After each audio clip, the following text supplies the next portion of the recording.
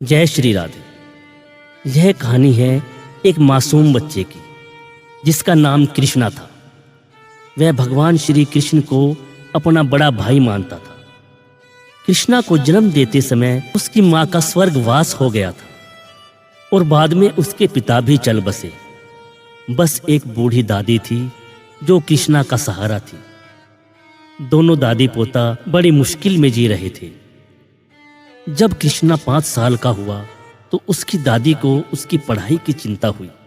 उन्होंने एक गुरुकुल में गुरुजी को कृष्णा को पढ़ाने के लिए प्रार्थना की और गुरुजी उसे निःशुल्क पढ़ाने के लिए मान भी गए, लेकिन विद्यालय तक जाने के लिए जंगल पार करना पड़ता था।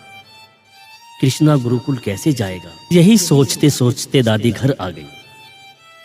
अगली सुबह कृष्णा को गुरुकुल जाना था और वह बहुत उत्साहित था, लेकिन दादी का मन भर आया। उसने कृष्णा को कहा, अगर तुम्हें रास्ते में डर लगे तो गोपाल को आवाज लगाना। कृष्णा ने पूछा, यह गोपाल कौन है? तो दादी ने कहा, गोपाल तुम्हारे दूर के रिश्ते का बड़ा भाई है। वह उसी जंगल में गाय चराता है। वह तुम्हारी सहायता को जरूर आएगा। कृष्णा दादी से अनुमति लेकर गुरुकुल को चला। जब वह जंगल से जा रहा था तो उसे डर लगने लगा और डरते डरते वह आवाज लगाने लगा, गोपाल भैया तुम कहाँ हो? मेरे पास आ जाओ, मुझे डर लग रहा है। जंगल में उसकी आवाज गूंजने लगी। डरता डरता आगे बढ़ता जा रहा है और आवाज लगाता जा रहा है, गोपाल भैया जल्दी आओ। दादी ने तो कहा था तुम आवाज लगाते ही आ जाओगे। उस नन्हे से बालक की आवाज में इतना विश्वास था कि ठाकुर जी उसकी उपेक्षा नहीं कर पाए। कृष्णा को अपने कानों में बांसुरी की मधुर आवाज सुनाई देने लगी। सहसा कृष्णा ने देखा जो जंगल इतना भयानक दिख रहा था अचानक मनोरम हो गया। जंगली जानवरों की आवाजें आनी बंद हो गई और उनकी जगह गाय और बछड़ों की आवाज आने लगी। बालक कृष्णा ने देखा एक 14-15 साल का किशोर उसकी तरफ बांसुरी बजाते हुए बढ़ रहा है। कृष्णा समझ गया यही उसका भाई गोपाल है। वह गोपाल को देखता रह गया। माथे पर मोर मुकुट, घुंघराले बाल, पीला पीतांबर। एक बार देखा तो देखता ही जा रहा है और दौड़कर भगवान के गले जा लगा। अधिकार पूर्वक कहने लगा, भैया मुझे यह जंगल पार करा दो, मुझे गुरुकुल में जाना है। ठाकुर जी हंसे और कहने लगे, हाँ छोटे भैया मैं आ गया हूँ, अब तुम्हें डरने की जरूरत नहीं। और उन्होंने कृष्णा को जंगल पार कराया। कृष्णा ने कहा, आप मेरे बड़े भैया हो, शाम को भी बिना पुकारे आ जाना। लीलाधारी कहने लगे, कृष्णा तुम सारी चिंताएं छोड़ दो, आज से मैं सदैव तुम्हारे साथ हूँ। कृष्णा खुशी खुशी विद्यालय गया। दिन भर पढ़ने के बाद लौटकर देखा तो जंगल के मुहाने पर गोपाल भैया खड़े थे। उनके साथ बहुत सारी गैया और बछड़े भी थे।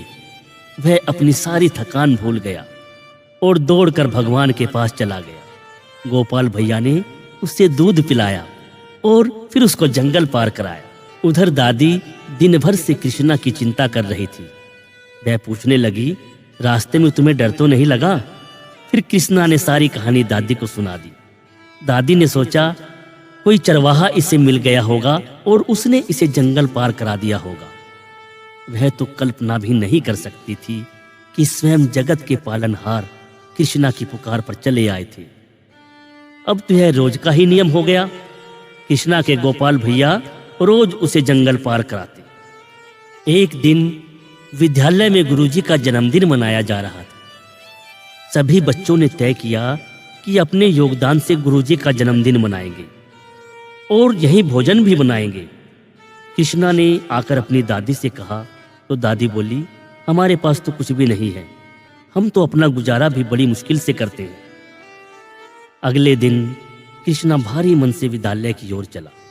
रास्ते में गोपाल मिले और उन्होंने कृष्णा का उदास मुख देखकर पूछा, छोटे भैया तुम उदास क्यों हो? कृष्णा की आंखों में आंसू आ गए और सब वृतांत कह सुनाया। ठाकुर जी ने एक छोटी सी लुटिया में दूध दिया और कहा, तुम यह जाकर गुरुजी को दे देना। अब तो गोपाल खुश हो गया। उसने जाकर गुरुजी की पत्नी को दूध की लुटिया दे दी। वह छोटी सी लुटिया देखकर हंसने लगी और उसने वह लुटिया एक और रख दी। अब कृष्णा को उत्सुकता हो रही थी कि गुरुजी उसका लाया दूध पिएंगे या नहीं। वह बार बार झांक कर देख रहा था। गुरु पत्नी ने जब यह देखा तो उससे गुस्सा आ गया और उसने गुस्से में वह लुटिया आंगन में उड़ेल दी। लेकिन यह क्या, उसमें तो दूध निरंतर बह रहा था। दूध खत्म होने का नाम ही नहीं ले रहा था। यह देखकर वह घबरा गई और उसने गुरुजी को बुलाया। गुरुजी ने देखा दूध की लुटिया ज्यों की त्यों भरी हुई है।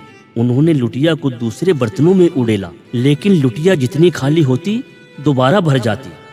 जिसने भी देखा वही हैरान था कि ये क्या माया है। गुरुजी ने कृष्णा से पूछा तो उसने गोपाल भैया वाली सारी बात बताई। गुरुजी बहुत ज्ञानी थे, वह समझ गए कि यह सब प्रभु की लीला है। उन्होंने कृष्णा के पांव पकड़ लिए और कहा, मुझे भी अपने गोपाल भैया के दर्शन करा दो। सायंकाल को लौटते समय कृष्णा ने गोपाल भैया से कहा, आप मेरे गुरुजी एवं उनके अन्य शिष्यों को भी दर्शन दें।